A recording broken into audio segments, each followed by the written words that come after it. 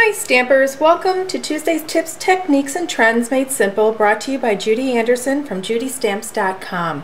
Today I'm going to be showing you how to color your backgrounds and your stamps with sponges. This is the card that I'll be showing you how to make today. This is a variation, well actually the first one was a variation. This is the one that we'll actually be making today. I've already pre-stamped all my pieces because the technique is the sponging. I'm going to be using Regal Rose to sponge onto pink pirouette cardstock, and the brown that I am using is the soft suede, and I have stamped all my images from the Creative Elements stamp set with the soft suede ink. Okay, I'm going to start with my card base, and I'm just going to dab my sponge in the ink, and I'm just going to dab sponge color just sporadically all around my card. Now you notice I haven't gone into the inside because you're not going to see the center of the card. I'm next going to take my next piece, and once again I'm just going to burnish some sponging color on here. Okay, then I'm going to take my snail adhesive, attach this to my soft suede cardstock, and set that aside.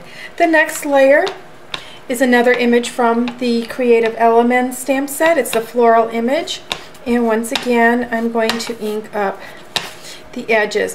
Now a lot of times you've probably seen sponging and you're just coloring the edges. I don't want to do that on this card. I actually just want to dab it. And another thing that I'm doing is as I get to the center images, I'm darkening my sponging, my ink that I am doing. I'm going to go ahead and attach this to its soft suede mat, and you will notice that I have also the mat is a little bit smaller. You don't have as much big of a border on this one as you do on the other. I only did a 3/8 border on that layer. Okay, now we're going to get to this next layer. And what I'm going to do on this one is a little bit different. I'm going to ink up my sponge, and I'm going to burnish the color all the way around it.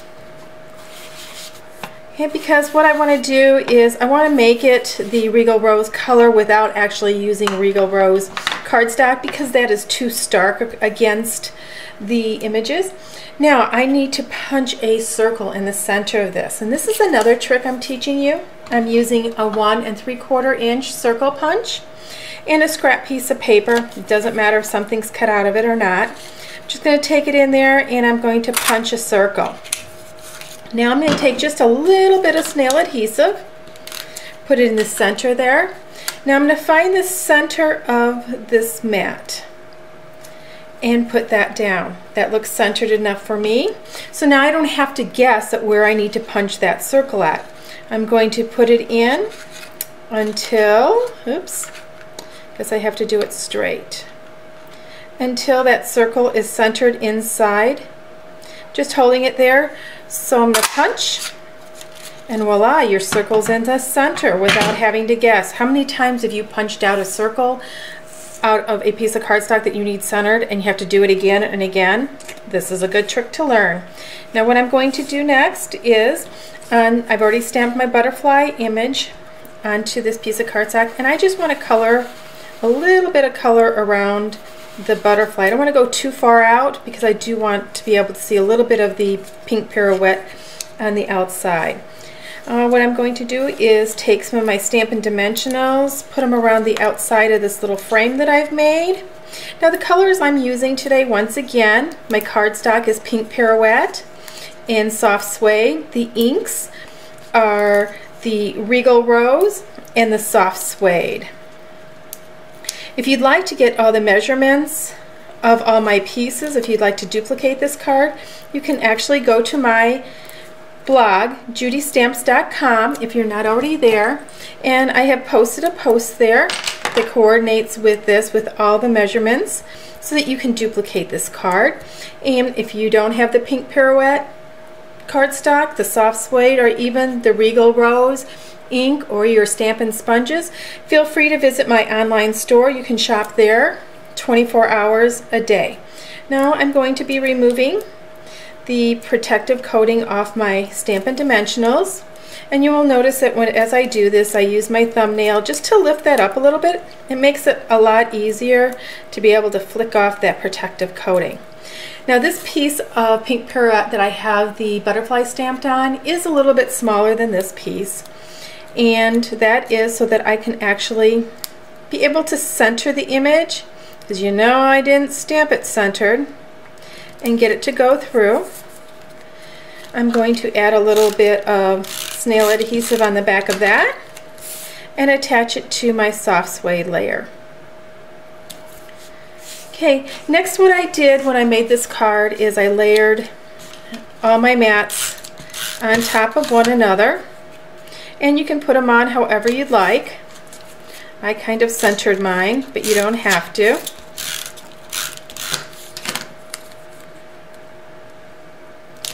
Okay, next I took my crocodile, and with the larger hole on the side, I went ahead and punched a hole for my ribbon. I did use our soft suede ribbon also. That's what's great about our products, is you can get them coordinating your ribbons, your brads, your buttons. Everything coordinates. Okay, I'm going to snip that off. And I've already made my little banner. I'm not going to go ahead and put that, well, I will. Put that on. No, I won't. Anyways, that will fit on like this. When I have that on, I will then put it onto my card. And this is what the card will look like this time.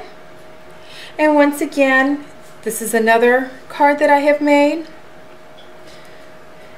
This is another version, and all the stamps in these are using everything from the Creative Elements, except for the thank you I did use from another stamp set. And here's another version with a different color combination and a different stamp set, the Secret Garden out of the seasonal catalog. I hope you enjoyed today's tips, techniques, and trends made simple. And until we meet again, happy stamping!